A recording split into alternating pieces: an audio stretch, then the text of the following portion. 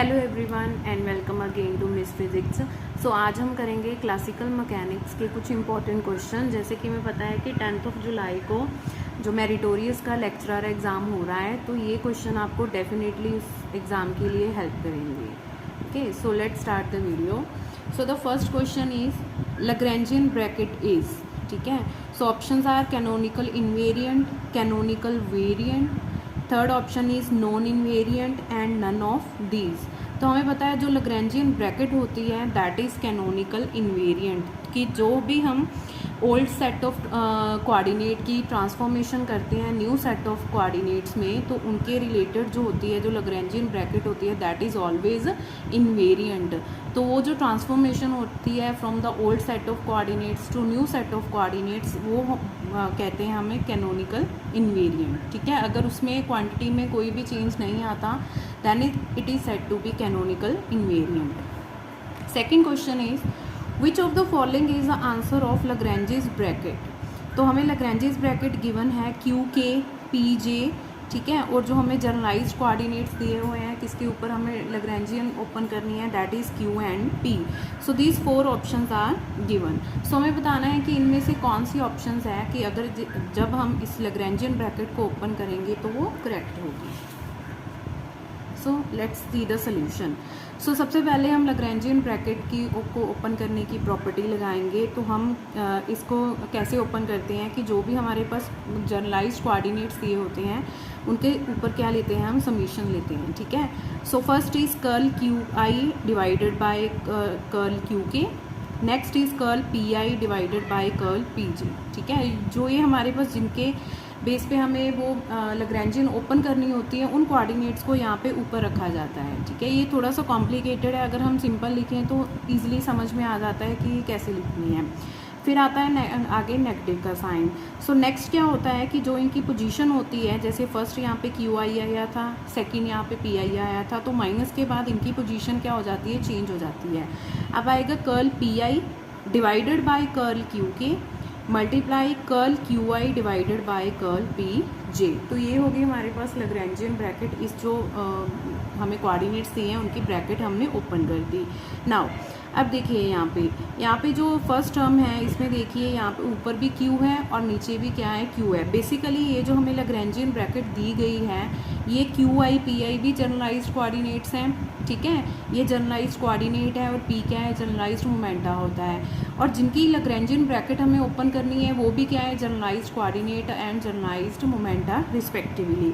Now second term देखिए, अब second term में क्या आ रहा है कि एक तरफ हमारे पास पी आ रहा है और नीचे हमारे पास क्यू, और सेकंड में क्यू ऊपर आ रहा है और पी जे क्या आ रहा है, नीचे, ठीक है। तो सिंस क्या होता है कि जो क्यू जो जनरलाइज्ड कोऑर्डिनेट है और जो जनरलाइज्ड मोमेंटा होता है they are independent of each other, ये दोनों आपस में क्या होते हैं, इंडिपेंडेंट होते हैं एक दूसरे के, ठीक है। तो इनका जो डेरिवेटिव होगा, जो पार्शियल डेरिवेटिव हम यहाँ पे कंसीडर कर रहे हैं, इन दोनों का क्या हो जाएगा, ज़ीरो हो जाएगा। तो सेकंड टर्म यहाँ पे कम्प्लीटली क्या हो जाएगी, zero.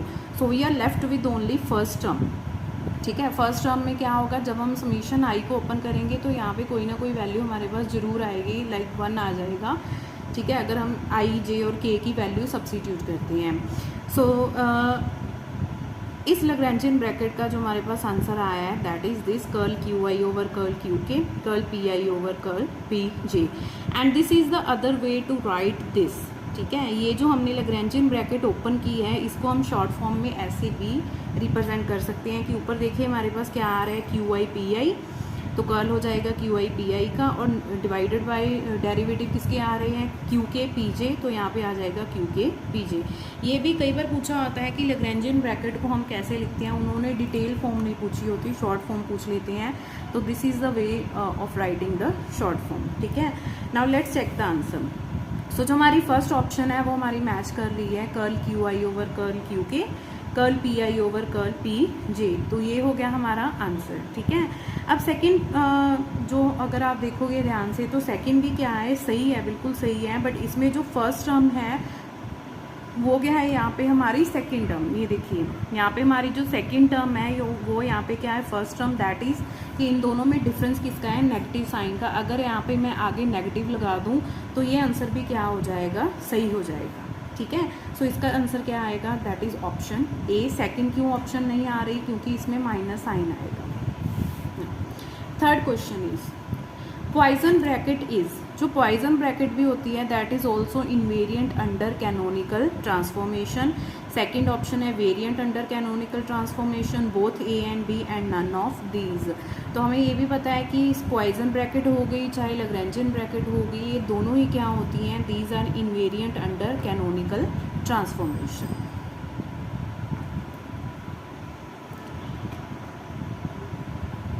Okay, next question is Hamiltonian function is defined as. तो हमें ये चार ऑप्शन दी गई हैं और हमें पूछा है कि इनमें से कौन सा जो हैमिल्टोनियन फंक्शन की डेफिनेशन है वो उसको कैसे डिफाइन करते हैं वो सही है। ये क्वेश्चन लास्ट ईयर जो हमारे लेक्चरर के एग्ज़ाम हुए थे उनमें ये क्वेश्चन आया हुआ है, डायरेक्ट क्वेश्चन पूछा हुआ है कि हैमिल्टोनियन फंक्शन क्या होता है, कौन सा होता है।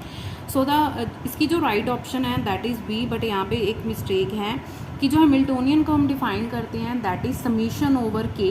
फर्स्ट टर्म होती है हमारे पास जनरलाइज्ड मोमेंटा और सेकंड टर्म होती है जनरलाइज्ड कोऑर्डिनेट, बट यहाँ पे जनरलाइज्ड कोऑर्डिनेट का क्या होता है, डेरिवेटिव होता है minus L, where L stands for Lagrangian. ठीक है, तो एच होता है हमारे पास summation over k p k q k dot minus L, plus नहीं होता है यहाँ पे, ये ध्यान रखना है आपको। ठीक है, और जो यहाँ पे टी है, टी सिर्फ रिप्रेजेंट करती है काइनेटिक एनर्जी, बट जो हम लैग्रेंजियन यहाँ पे लिखते हैं इसमें पोटेंशियल एनर्जी और काइनेटिक एनर्जी दोनों इन्वॉल्व होती हैं, क्योंकि जो लैग्रेंजियन होता है that is the sum of kinetic energy and potential energy. तो फर्स्ट ऑप्शन तो वैसे ही कम्प्लीटली ही रॉन्ग है। यहाँ पे क्या आना चाहिए था, माइनस साइन और विद डॉट। ठीक है, यहाँ पे क्या है, सिर्फ टी नहीं होगा, कंप्लीट लैग्रेंजियन हमें यहाँ पे मेंशन करना होगा। Okay, next question. So the next question is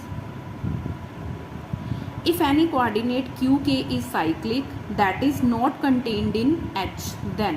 तो क्वेश्चन है कि अगर कोई भी कोऑर्डिनेट साइक्लिक है, साइक्लिक कोऑर्डिनेट का मतलब होता है कि वो जो कोऑर्डिनेट है वो कंटेन नहीं है, मींस वो अपीयर नहीं होगा इधर इन लैग्रेंजियन और इन हैमिल्टोनियन। तो हमें यहाँ पे क्वेश्चन दिया हुआ है हैमिल्टोनियन का, देन तो उसमें से हमें बताना है कि इनमें से चार ऑप्शन में से कौन सी ऑप्शन सही होगी। फर्स्ट है curl H by curl Q K is equal to 0, second option is P K dot is equal to 0, third option is A and B both true, D option is A और B are true.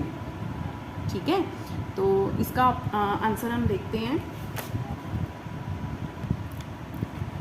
सो इस question के answer के लिए सबसे पहले हमें हैमिल्टोन equations पता होनी चाहिए। देखिए जो लास्ट क्वेश्चन था उसमें हमने हैमिल्टोनियन डिफाइन किया था।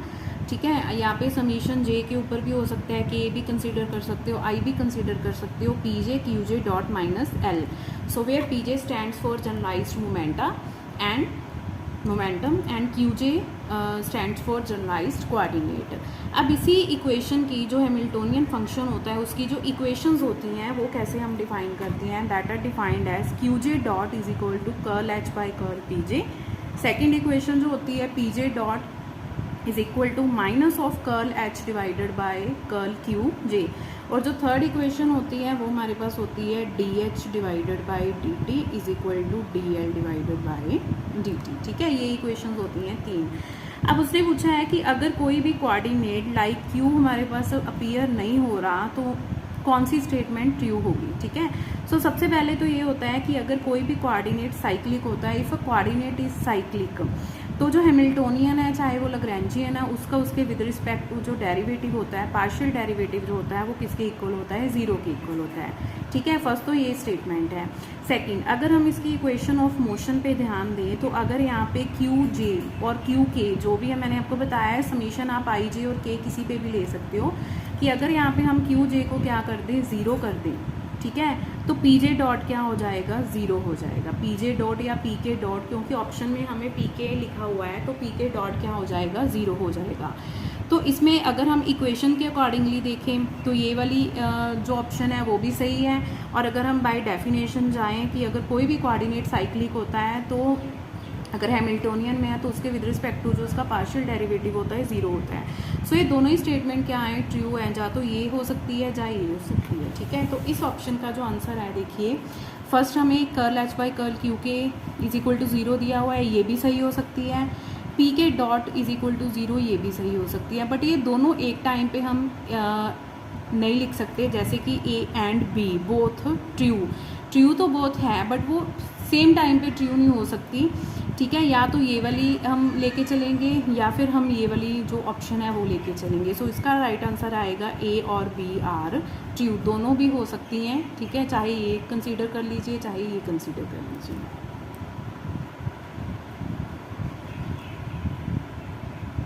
Next question is as there are 3 generalised coordinates then Hamiltonian canonical equation will be dash in number. तो अगर हमारे पास 3 जनरलाइज्ड कोऑर्डिनेट्स हैं तो हैमिल्टोनियन कैनोनिकल इक्वेशन जो होगी उनका नंबर कितना होगा। First option is 3, second option is 4, third option is 5 and fourth option is 6। अभी हमने लास्ट में क्वेश्चन किया है कि अगर हम एक कोऑर्डिनेट पे जो हैमिल्टोनियन इक्वेशन लिखते हैं तो उसकी बेसिकली ये हम नहीं लेते, इसको ज़्यादा कंसीडर नहीं करते, तो उसकी जो 2 इक्वेशन ऑफ मोशन है मेन वो होती हैं Q J dot is equal to this and P J dot is equal to this. तो कॉरस्पॉन्डिंग जो हमारे पास है कि हैमिल्टोनियन के अकॉर्डिंगली हमारे पास 2 इक्वेशंस होती हैं, ठीक है। तो अगर हमारे पास 3 वेरिएबल हैं, ओके, सपोज कर लीजिए हमारे पास जो है स्फेरिकल पोलर कोऑर्डिनेट्स हैं like R, theta and phi. तो क्या होता है कि जब भी हम हैमिल्टोनियन लिखते हैं तो उसमें क्या होता है हर एक वेरिएबल के कॉरस्पॉन्डिंग क्या होती है एक अलग से हैमिल्टोनियन इक्वेशन होती है। लाइक यहाँ पे मैंने लिखा है फॉर आर के लिए अलग होगी, थीटा के लिए अलग होगी, फाई के लिए अलग होगी। सो सिमिलरली अगर हैमिल्टोनियन अलग अलग हैं तो उनकी जो इक्वेशन ऑफ मोशंस हैं वो भी क्या होंगी, सेपरेट होंगी। आर के लिए भी 2 इक्वेशंस होंगी, थीटा के लिए भी होंगी, फाई के लिए भी होंगी। तो इनका टोटल नंबर क्या बन जाएगा 6, ठीक है। सो द ऑप्शन कितना आएगा कि जितने हमारे पास जनरलाइज्ड कोऑर्डिनेट्स होंगे अगर 1 है तो 2 इक्वेशन ऑफ मोशन आएंगी, 2 है तो 4 आएंगी, 3 है तो कितनी आएंगी 6 आएंगी। Moving to next question, the generalised momenta is also called. जो जनरलाइज्ड मोमेंटा होता है उसको हम कॉन्जुगेट मोमेंटा भी बोलते हैं, उसको कैनोनिकल मोमेंटम भी बोलते हैं, ठीक है। सो इसका जो ऑप्शन आएगा वो आएगा that is option number C, both A and B. Next question is the Lagrangian bracket FG over the coordinates QP is equal to। अब ये देखिए ये थोड़ा सिंपल आ गया, जो Lagrangian bracket हमने आपको बताई थी कि वो उसको कैसे मेंशन करते हैं, ठीक है। तो अगर FG Lagrangian bracket हम इसकी ओपन करेंगे तो हमारे पास क्या आएगा, curl QI over curl F, curl PI over curl G minus curl P I over curl F, curl Q I over curl G, ठीक है। तो इसका आंसर क्या है, फर्स्ट ऑप्शन हमारे पास क्या है, करेक्ट है, बिल्कुल सही है अगर हम लैग्रेंजियन ब्रैकेट को ओपन करें। अब सेकंड ऑप्शन देखते हैं। अब सेकंड में क्या है, यहाँ पे उसने आगे माइनस कर दिया और जो सेकंड टर्म थी उसको फर्स्ट टर्म बना दिया, ठीक है। ये देखिए ये सेकंड टर्म थी फर्स्ट ऑप्शन में, वो फर्स्ट टर्म बन गई और जो फर्स्ट थी वो सेकंड टर्म बन गई विद अ नेगेटिव साइन। तो इसका मतलब है कि ये इक्वेशन भी क्या है, सही है। थर्ड, लैग्रेंजियन की प्रॉपर्टी होती है लैग्रेंजियन ब्रैकेट की कि अगर हम इसका जो वेरिएबल्स हैं इसके हम ऑर्डर चेंज कर दें तो आगे हमारे पास साइन क्या आ जाएगा, नेगेटिव आ जाएगा। So F G over the coordinates Q P है तो इसको हम लिख सकते हैं minus of Lagrangian bracket of G F over the coordinates Q P. तो ये ऑप्शन भी क्या है, इसकी करेक्ट फॉर्म है लैग्रेंजियन लिखने की। सो इसका मतलब ये तीनों ऑप्शन सही हैं। So the right choice is D, all are true. तो इसका आंसर आएगा ये सारी ऑप्शन ही क्या है, सही है, ठीक है। Next question, so next again on Lagrangian bracket Q K P J over the coordinates Q P is equal to delta K J, ठीक है। के यहाँ पे क्यू के साथ है और जे यहाँ पे पी के साथ है। सो द वैल्यू ऑफ के जे, ये हमें वेल नोन है कि जो डेल्टा होता है दैट इज कर्नोकर डेल्टा, और कर्नोकर डेल्टा की जो प्रॉपर्टी होती है वो क्या होती है कि जहाँ पे जो हमारे पास डेल्टा के जे लिखा है, ठीक है, तो अगर के और जे आपस में इक्वल होंगे तो डेल्टा की वैल्यू आएगी 1।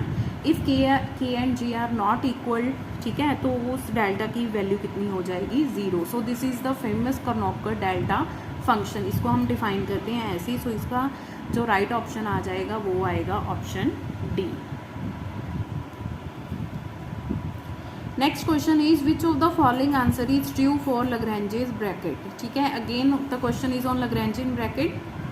पी के पी जे, ठीक है। वैसे तो हमें पता है कि अगर आपको लैग्रेंजियन ब्रैकेट आती है, उसकी प्रॉपर्टी आती है, तो ये डायरेक्ट आंसर है, तो इसका आंसर होगा 0, ठीक है। अगर आपको प्रूफ देखना है तो आप प्रूफ भी देख सकते हो, यहाँ पे बिल्कुल इजी प्रूफ है। तो इसमें आपको क्या करना है कि सबसे पहले हमें जो पी के पी जे है over the coordinates Q I P I, इसको हम लैग्रेंजियन ब्रैकेट को ओपन कर लेंगे। जब आप इसको ओपन करेंगे तो आप देखोगे यहाँ पे क्यू आई के विद रिस्पेक्ट जो डेरिवेटिव आ रहा है वो पी का आ रहा है, ठीक है। और सेकंड टर्म में भी क्या है, एक क्यू और पी का डेरिवेटिव आ रहा है with respect to each other, ठीक है। तो यहाँ पे हमें पता है कि पहले भी हम बोल चुके हैं कि जो क्यूज एंड पीज है they are independent of each other, mean generalised coordinate and generalised जो मोमेंटा होते हैं that are independent of each other. So इनका जो डेरिवेटिव है, जो पार्शियल डेरिवेटिव है curl Q I over curl P K, ये भी 0 हो जाएगा। Curl Q I over curl P J, ये भी क्या हो जाएगा, 0 आ जाएगा। एक टर्म यहाँ पे ये 0 हो जाएगी, ये भी 0 हो जाएगी, तो पूरा फंक्शन क्या हो जाएगा, 0 हो जाएगा। So that mean Lagrangian bracket है, अगर वो आप ये याद रखो कि अगर वो सेम फंक्शन है, लाइक दोनों क्या है, मोमेंटा है या जनरलाइज्ड कोऑर्डिनेट्स हैं, ठीक है, तो उनका जो पॉइजन ब्रैकेट है that is always 0। Next question is if the Poisson bracket of a function with the Hamiltonian vanishes, कि अगर पॉइजन ब्रैकेट है किसी भी फंक्शन का, वो हैमिल्टोनियन के साथ वैनिश हो जाता है, तो उसका क्या मतलब होता है। The function depends upon time, the function is a constant of motion, the function is not a constant of motion and none of these. So इसके लिए हम फॉर्मूला लगाएंगे सबसे पहले कि कोई भी हम फंक्शन चूज़ कर लेते हैं, कि सपोज कर लीजिए हमने जनरलाइज्ड कोऑर्डिनेट ही चूज़ कर लिया क्यू, उसकी हम पॉइजन ब्रैकेट ओपन करेंगे एच के साथ, हैमिल्टोनियन के साथ, ठीक है। तो ये हमारे पास आ जाएगा curl Q by curl Q, curl H by curl P minus curl Q by curl P curl H by curl Q, ठीक है। तो अब यहाँ पे देखिए कि ये वाली जो टर्म है, अगेन दिस टर्म, ये टर्म किसके इक्वल हो जाएगी, 0 के, since again reason is the same because Q and P's are independent of each other. तो ये सारी टर्म क्या होगी, 0 की इक्वल। यहाँ पे कर्ल क्यू और कर्ल क्यू आपस में क्या हो जाएंगे, इसका आंसर क्या आ जाएगा हमारे पास 1। सो हमारे पास जो बच गया वो आ गया curl H by curl P, ठीक है।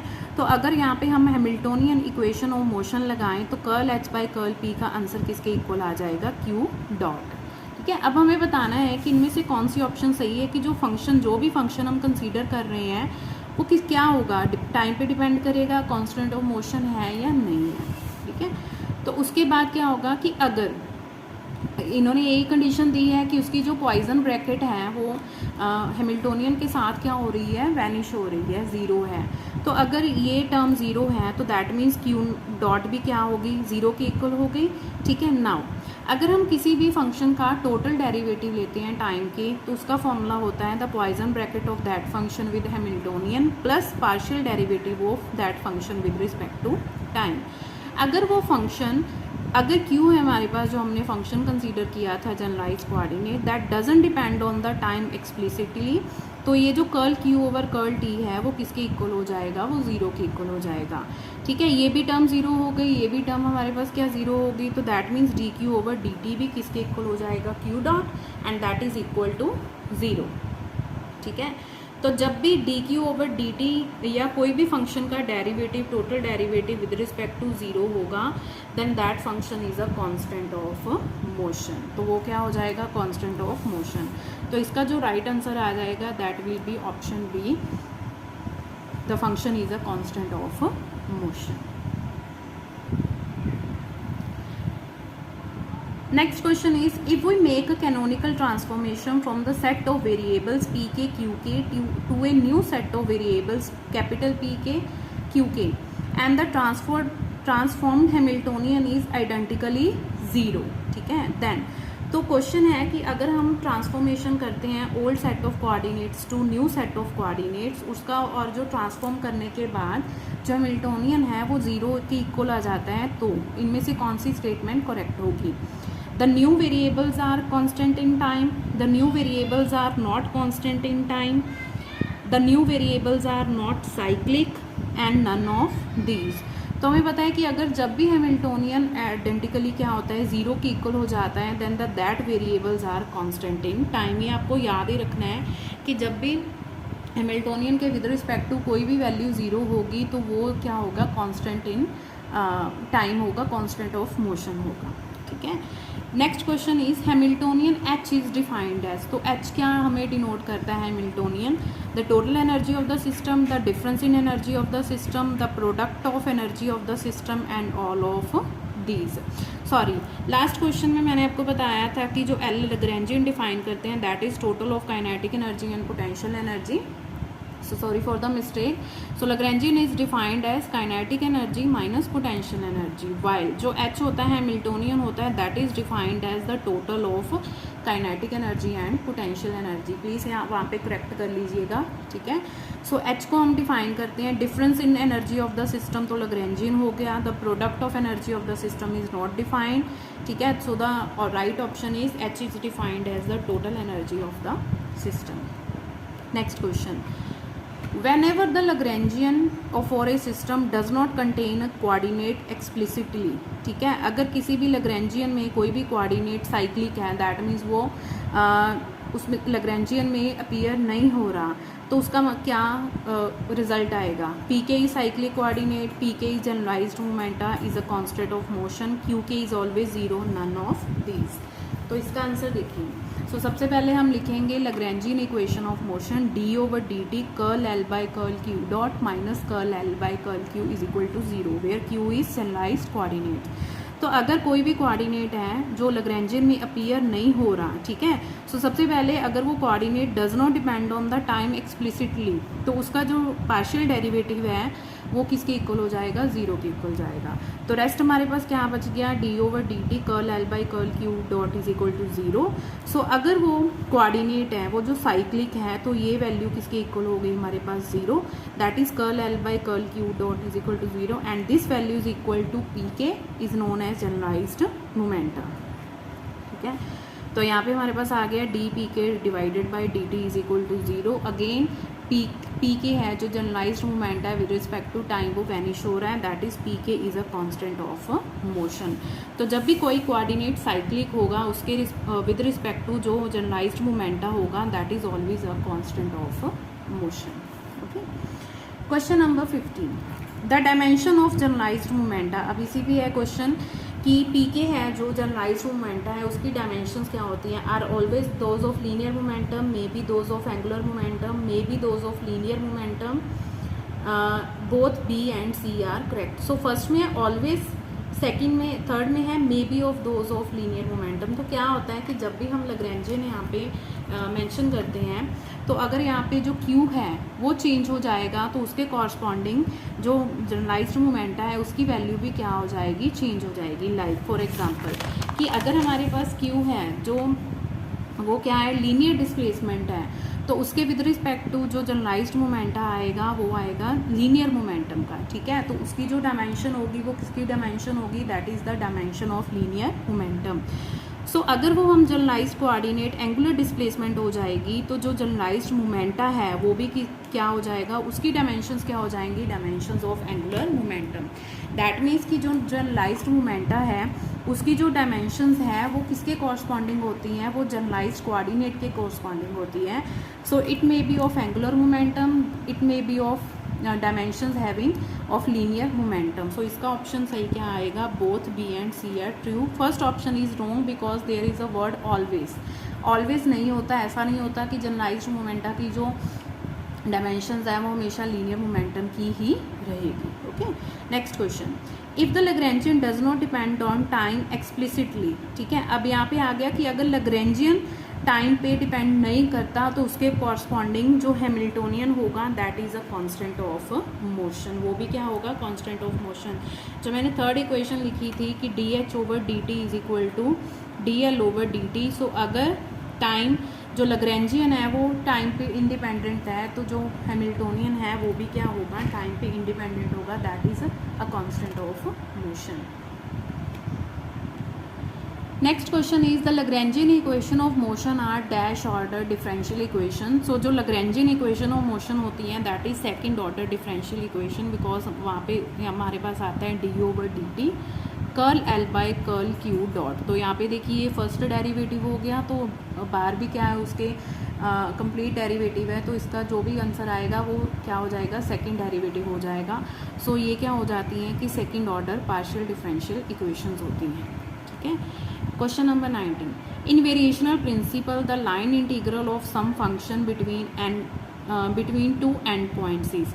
तो वेरिएशनल प्रिंसिपल में क्या होता है कि अगर किसी भी फंक्शन का हमें इंटीग्रल लेना होता है, suppose function is F that depend on Y Y dash and X D X. ठीक है, तो क्या होता है कि अगर एंड पॉइंट्स हैं ए और बी, तो ये जो वैल्यू होती है दैट इज़ ऑलवेज एक्सट्रीमम। ठीक है, इसका जो आंसर होता है क्या होता है, हमेशा एक्सट्रीमम होता है। सो फर्स्ट ऑप्शन है 0, second option is infinite, sorry यहाँ पे ऑप्शन नहीं है, मिसप्रिंट हो गया। सो इसका जो आंसर आएगा वो क्या आएगा, इसमें ऑप्शन है सी और डी ऑप्शन है, दैट इज एक्सट्रीमम। ठीक है, and the last question is question number 20, if F Y Y dash X defines a curve Y Y X then the Euler Lagrangian equation is. तो हमें Euler Lagrangian equation पता है। ठीक है, अब हमें यहाँ पे कोऑर्डिनेट्स गिवन है, तो हम कोऑर्डिनेट्स के विद रिस्पेक्ट टू ही लिखेंगे। सो यहाँ पे आ जाएगा D over D T curl L divided by curl x dot,